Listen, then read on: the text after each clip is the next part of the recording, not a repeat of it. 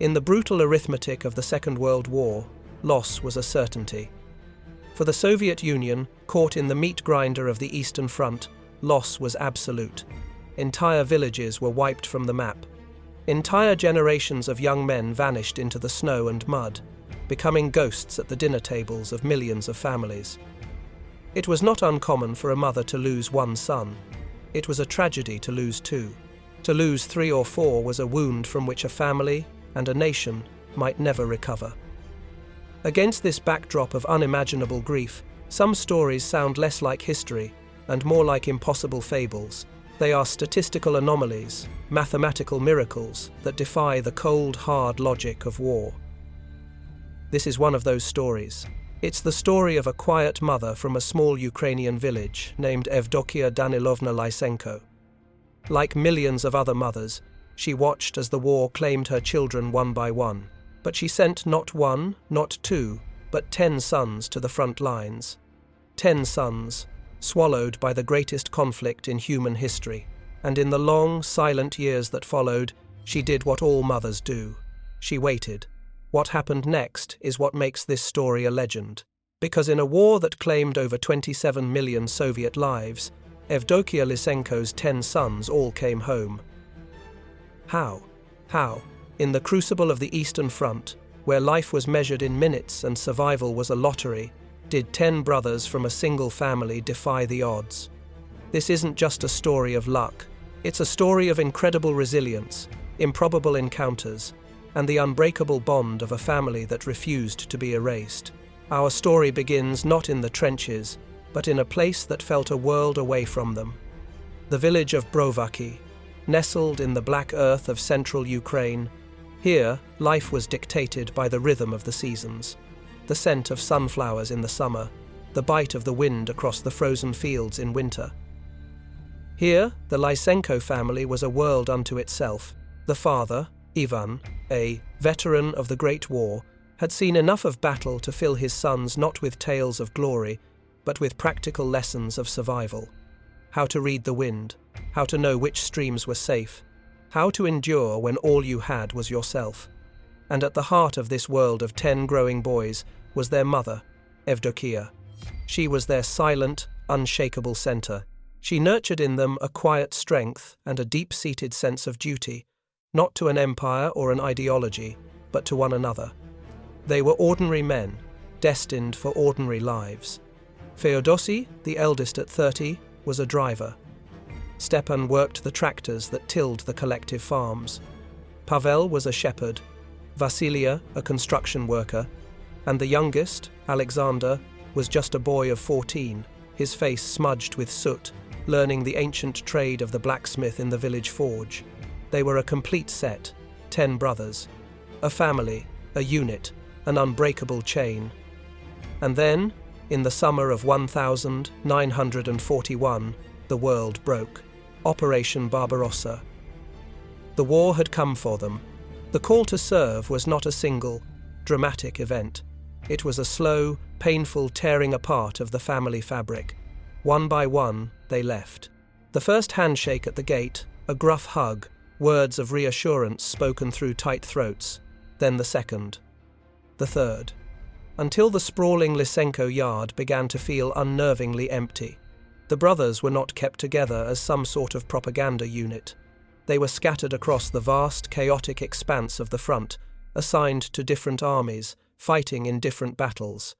An infantry scout, a tank operator, a signalman, a telephone operator, an officer, 10 unique threads, pulled from the same cloth, now woven into the bloody tapestry of the Great Patriotic War. Back in Brovakhy, their mother Evdokia, a widow since 1933, began her long vigil. Her world shrank to the size of her small cottage, the gate, and the horizon. The German occupation swept over her village, bringing with it a new kind of fear, the constant presence of the enemy, the demand for food they didn't have, the ever-present threat of violence. She had to protect her 5 daughters, had to survive. But her greatest battle was fought in the silence. Silence was the enemy. A day without a letter was a worry. A week was an agony. A month was a slow, creeping dread that coiled in her stomach. She watched as the war delivered its cruel news to the other homes in Brovakhy. A neighbour's sudden wail that would shatter the afternoon quiet. The sight of the village postman, his head bowed, holding another official death notice tucked into a trembling hand.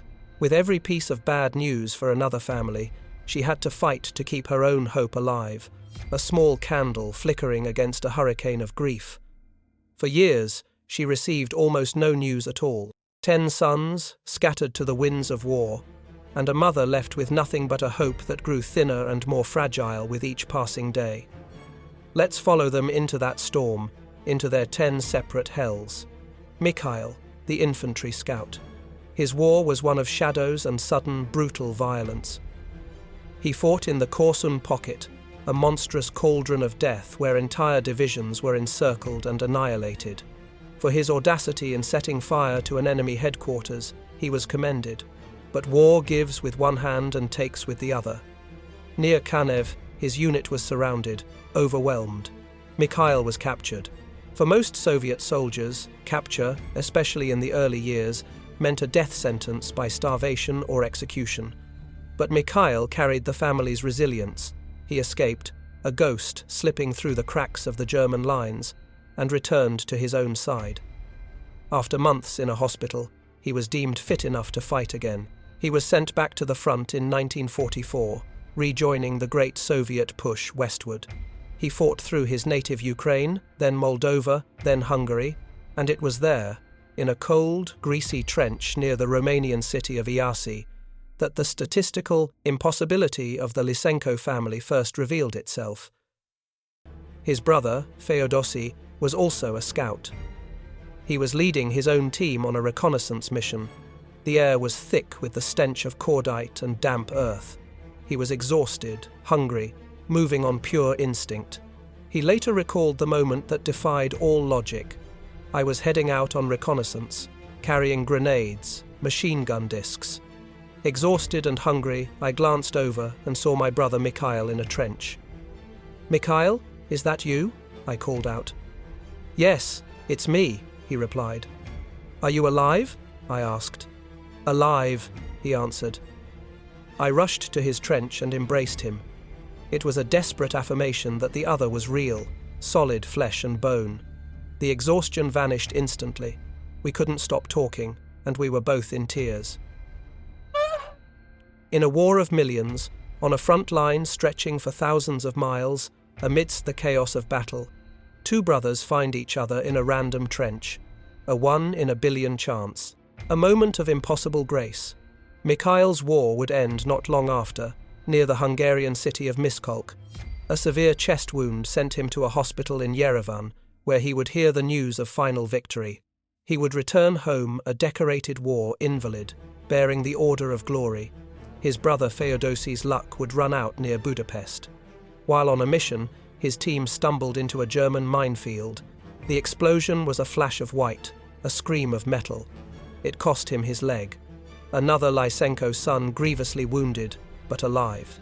A third brother, Pyotr, served his entire war as a telephone operator, the nervous system of the army. He meticulously connected the lines of communication that held the front together, and in 1946, he too would come home. But not all the brothers' stories were of frontline combat. Some were of a different, more systematic kind of hell. Ivan fought in the desperate, doomed defense of Kyiv. He was captured. But he wasn't sent to a POW camp, he was sent to Treblinka. We must be clear, Treblinka was not a place of imprisonment. It was an engine of annihilation, a place where hope was systematically dismantled, gassed, and turned to ash.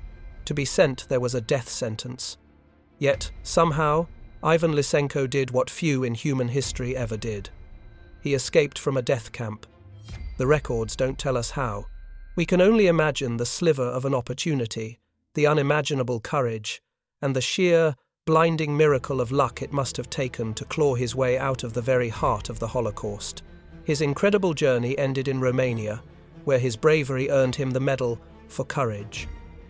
2 other brothers, Andrei and Pavel, were also captured and taken to Germany not as prisoners of war, but as Ostarbeiter forced labourers, slaves for the Third Reich. Andrei endured a month of brutal, dehumanizing conditions before escaping and making his way back to the Soviet lines in 1944. Pavel's enslavement ended when his camp was liberated by the advancing First Ukrainian Front. Given the choice to go home, to finally rest, he instead chose to pick up a rifle and continue the fight westward with his liberators. Among the 10 brothers, only one became an officer. Vasily rose to the rank of senior lieutenant, commanding a rifle platoon. He was a leader of men in the most intense fighting, responsible for their lives as he led them from Ukraine all the way to Budapest. He was wounded on 3 separate occasions, each time returning to his post. For his exceptional heroism and leadership, he was awarded the Order of the Red Star. And then there was Alexander. The youngest, the boy from the village forge, was now a signalman in the heart of the storm.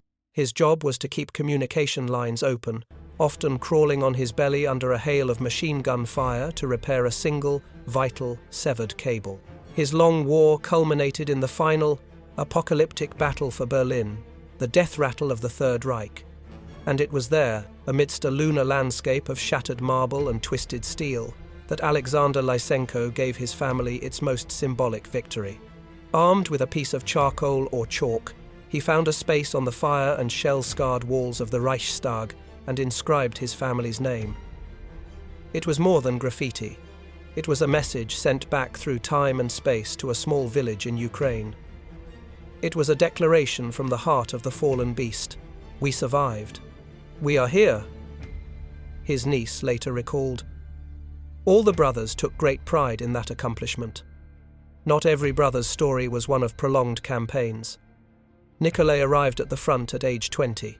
He fought for only 1 month. Near Zhytomyr, a direct hit from a German shell tore his anti-tank gun to pieces. 7 of his comrades died instantly. Nikolai was blasted into a hospital with shattered legs. In 1944, he was discharged, deemed unfit for further service. He was one of the first to be sent home, the first proof delivered to his mother that survival was, in fact, possible. And finally, there was Stepan, the tank operator. He experienced the full, terrifying brutality of armored warfare. He lived inside a cramped steel womb that could become a tomb in a fraction of a second. Near Smolensk, it happened.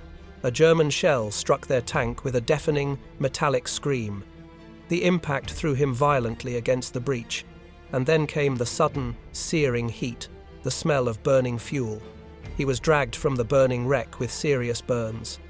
After recovering, he was sent back to fight, only to be wounded again in eastern Prussia. But his war wasn't over. As the conflict in Europe ended, Stepan was redeployed across the entire continent to Manchuria to join the fight against the Japanese Empire. He was the last of the 10 brothers still in uniform. By the time he arrived, the atomic bombs had fallen and the war in the East was already over. He would be the very last to return home, finally setting foot in his village in 1947, 2 long years after the fall of Berlin.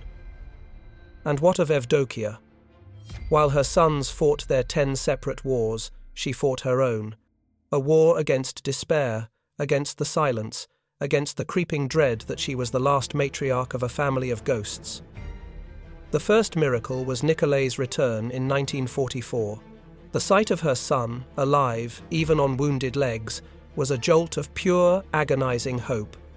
Joy for him, but a burning, unspoken question for the other 9.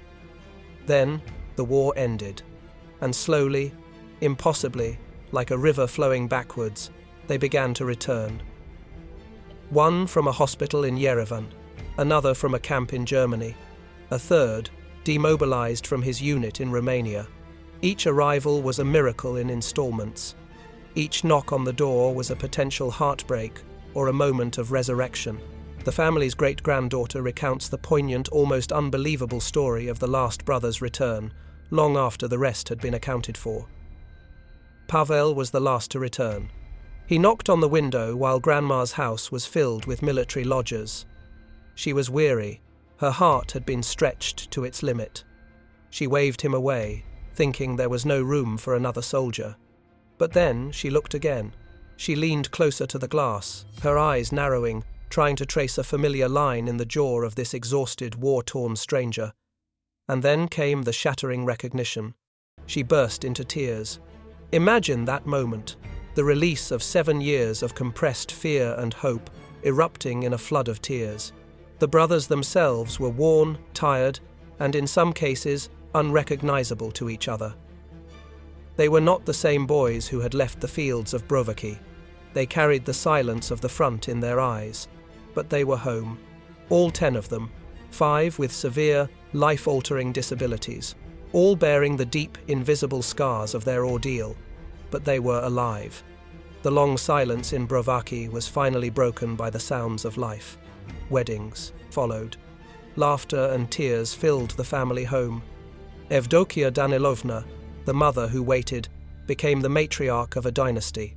She would live to see 36 grandchildren and over 70 great-grandchildren, her family a living testament to her endurance.